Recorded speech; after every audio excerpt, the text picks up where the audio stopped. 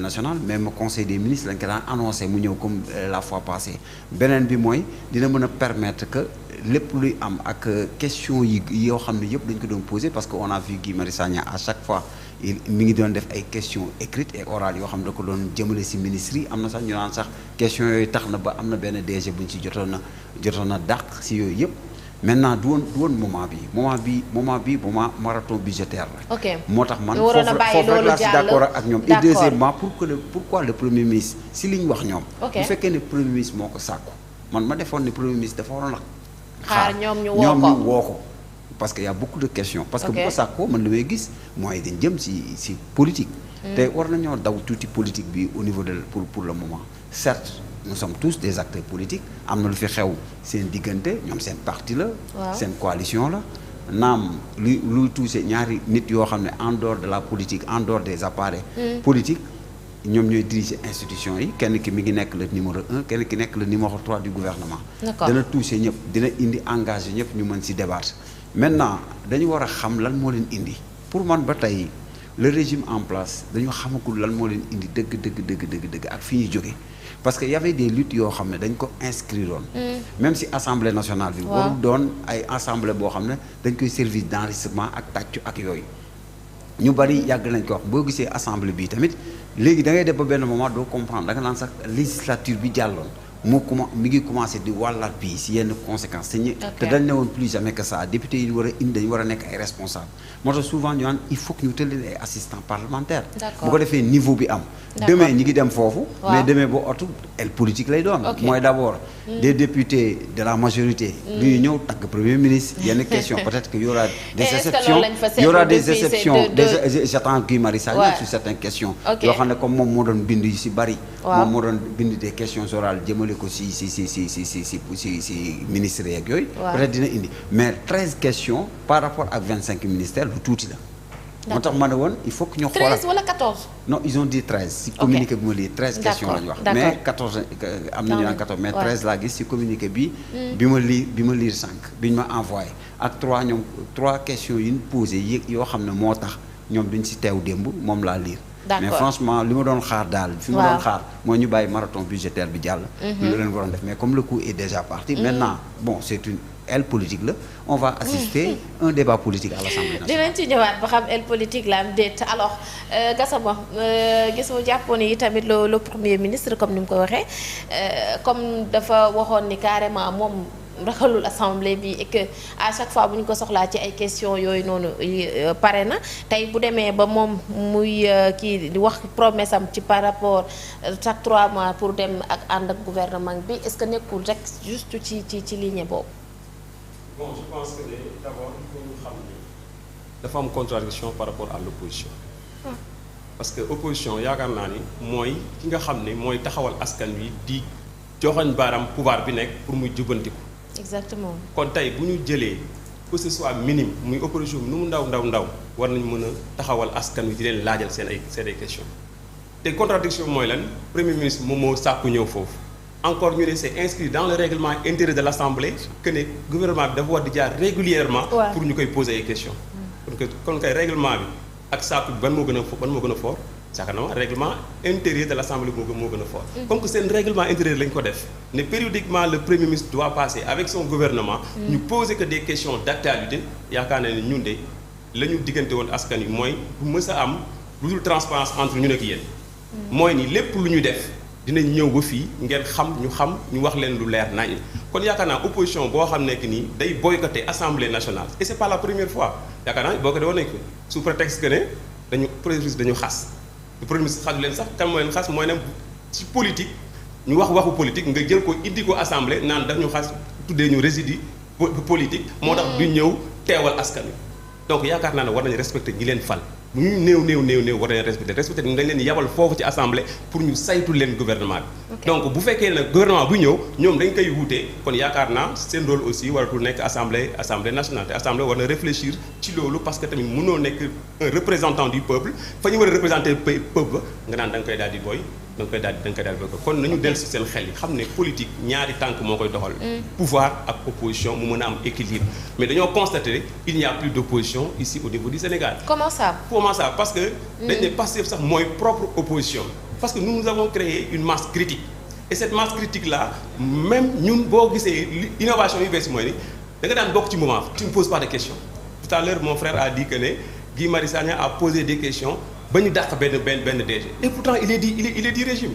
kon yaakaar naa ne Sénégal yi kon xam nañ ne waa Pastef ñoom nekkatuñu rek une masse boo xam ne aveugle boo xam ne lu régime bi ñëw rek ñu d'accord non nous sommes de Pastef mais dañuy contrôler ñi nga xam ne ñoo nekk dans le gouvernement. d'accord mais tamit ñoom raison bi nga xamante ne moom la ñu teg muy ci li nga xamante ne ci lañ nekk le fait que ñu ngi marathon budgétaire bi di xool di saytu li di budget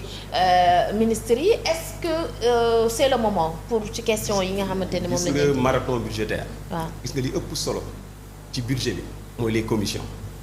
Et je pense que les députés ont bouclé toutes les commissions des ministres. Les ministres dañu jaar assemblée. ñu xool ñu càmbar leen gars yi dañu fay nekk ba 1h du matin. mu nekk de travail de rigueur scientifique ñu def loolu lépp ba boucler ko. lan moo des maanaam ci askan wi. li ñu jëlee woon ci commission yi. exactement kon yaakaar naa ne di wax naan liggéey amatul liggéey nañ liggéey bi lépp. man dañu war a ñëw taxaw nag askan bi nga xam ne dañu fi nekk ak moom. mu leer ci bëtam. mais est-ce que waruñu woon a boucler loolu ba pare door a dellu ci li nga xamante ne moom moo di question par rapport ak ñoom seen argument yi nga xam moom la ñu teg bu ñu def contradiction mënuñu wax lenn ba pare def le contraire. xam nga boo defee li ñuy wax li soo defee la ñuy wax na leen. ok soo nee ñëwoo périodiquement ñu ne yaa ko waxoon. defoo ko nga def ko ñu ne non mun nga xaar ba leen passé. je pense que ne y a assez d'actualité dans ce pays-là que war nañ ci mën a waxtaan opposition bi indi ci ay questions sur l'aspect politique sur l'aspect économique mais du loolu nga ne un député man damay rus sax ñu ne un député daw na pour parce que kooku kon amul question wala kooku moom il ne représente plus le peuple kon dama jàpp ni demain député Pastef yi incha allah dinañ jouer le rôle de l'opposition parce que comme ni ñu ko doon defee dinañu poser question ministre yi nga xam ne ñoom dañ leen dénk liggéey te liggéey boobu nag député Pastef dañ ci teg seen bët di ko contrôler pour le peuple parce que contrat boobu lañ signé ak le peuple. d'accord alors est-ce que tamit le fait que en tant que des élus du peuple des représentants waruñu xalaat ne ñoom ay représentants du peuple lañ seen posture bii nii est-ce que du wane ni rek tout simplement ñoom parti ba ñu bokk wala li nga xamante ne moom la ñuy incarner ci wàllum politique loolu rek la ñuy sóor que bàyyiwuñu xel ki leen fa yóbbu. non xam nga politique erreur politique bu nekk da ça se paye cash et c'est pas le moment c'est-à-dire que dafa am lenn loo xam ne dafa am muy dañu jóge moom moo ko sànq wax na ko sànq dañu jóge ci travail de commission après ñu jëm ci vote du budget. vote budget ku naan amul importance da ngaa xamul. deuxièmement parce que assemblée dafa am lu ko régir mooy loi initiale ak moo ko kii député yi am nag benn rôle bu mag a mag a mag boo xam ne dañ leen ko doon dañ leen ko doon toppoon daal leen ci doo mooy le droit de règlement. mooy d'abord càmbar mbiru gouvernement bi ñu ñëwee règlement intérieur mu am si muy article 104. bu fekkee chaque 3 mois la c'est plus de 3 mois premier ministre ñëwul assemblée nationale. troisièmement pourquoi mu jékki-jékki couteau coute c'est le premier ministre moo koy sàkk et à chaque fois si loi boo demee dañ naan député yi question d'actualité député yi ñoo ko war a préparer y a la matière mais moom bu ko sàkku parce que dafa am benn climat politique très tendu au niveau de l'institution entre pour la coalition exactement léegi nag hémicycle bi pour man hémicycle yi naam politique la mais nag y a des questions yoo xam ne seen biir la ñoom mën nañ ko régler au sein de leur coalition ou au sein de leur parti c'est-à-dire que dafa am yenn yoo xam ne yu bëri dañ ko yàggoon a gis assemblée yaakaar ni changement dina am bu ñuy wax loi règlement dafa war a jaar dans les règles de l'art 13 questions sur 25 ministres ça ne veut rien dire c'est de la politique bu fekkee ne ñoom rek ñoo fa nekk c'est-à-dire que on veut des députés responsables yoo xam ne ñoom Aïssata Tall Sall ki gën leen nekk responsable Aïssata Tall guise de procédure yu bëri yoo xam ne au niveau de l'Assemblée nationale ñoom bu ñuy def sax yenn loi yi di si def yenn erreur sax da ngay dégg mu teel ko wax bëgguñu dem ak Pastef ci rythme boobu parce que gis nañ fi ci amnistie bi li fi daloon toujours lii la ñëw premier ministre ñëw mais premier ministre bu ñëw à l'Assemblée nationale ça doit être très préparé bu fekkee ne moom li mu ñamee mais doo tëb rek yow yaay jël sa prérogative bu bopp jékki-jékki ne man dama war a ñëw assemblée est-ce que nekkul ni tamit ne dafay respecter règlement non bu doon respecter 3 mois weesu na ñëwul règlement intérieur bi gisuma ci mois bu mu wax c'est-à-dire que c'est 104 la gisuma ci mois dañ ne bu amee des questions d'actualité député mën nañu woo le premier ministre mu ñëw mais instant bi ni am nañ des questions non attends mais nag ça d'actualité dépend ci chronologie assemblée nationale assemblée nationale chronologie vote du budget la nekk mooy d'abord commission yi ñu ngi liggéey budget bi nañ ko bàyyi ba éponger ko bu ñu ko éponger ba pare maintenant ils auront le temps d'étudier parce qu'il y a beaucoup de questions d'actualité mais boo demee tey assemblée suba gannaaw suba ñi ngi delluwaat ci vote ay budget bi mais doo comprendre sax te benn lenn moo fi am benn tension moo ci am mooy entre ñoom seen biir ñooy xeex. mais est-ce que jàppoon ni tamit dañuy fàtte seen rôle en tant que des élus. non fàttewuñ seen rôle c'est rôle. est-ce que nekkuñu ñu xool seen intérêt personnel wala ñu intérêt général du intérêt personnel.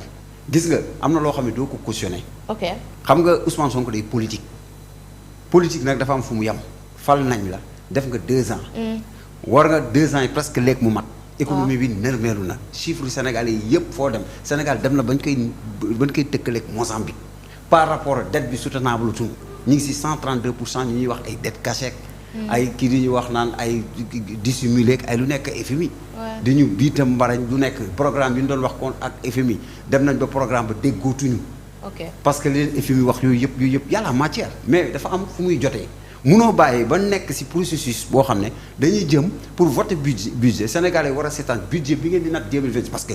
ñu économistes yu bari nee nañ 2026 day métti ci Sénégal bu ñu paree nag vote du budget bi en ce moment là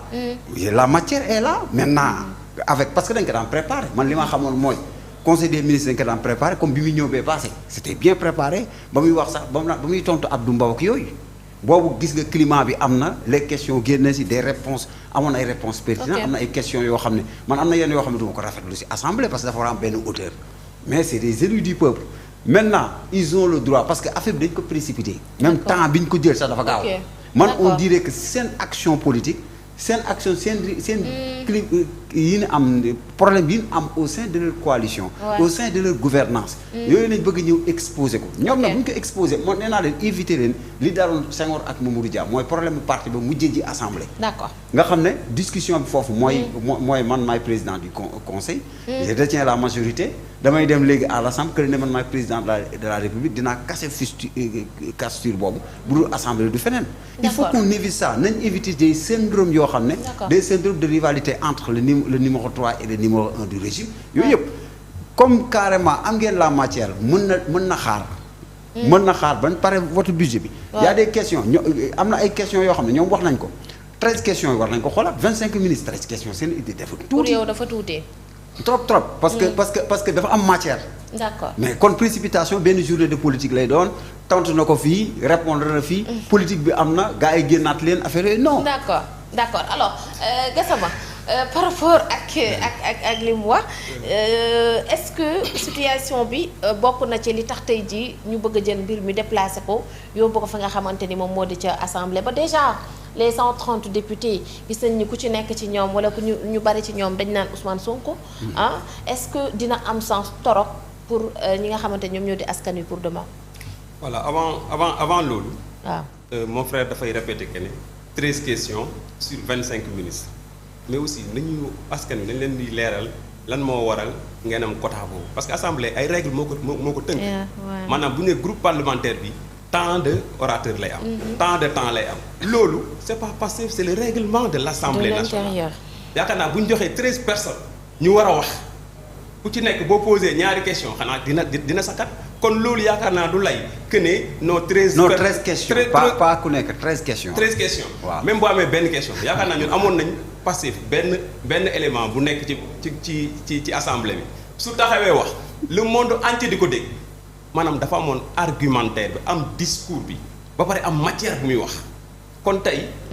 yéen maanaam Ousmane Sonko moo nekkoon député benn singleton kese ci régime boo xam ne ki moo fi nekkoon devant tout le monde en 2017. fi la ñu fekk nag bii de. ba 2019 muy taxaw moom kese di faire face à un régime di wax nag lu nit ñi di mën a dégg buñ ko gën a ràññee au niveau du Sénégal au niveau international c'est au niveau de l'Assemblée. tey yéen ngeen am groupe parlementaire ñu ne leen le gouvernement vient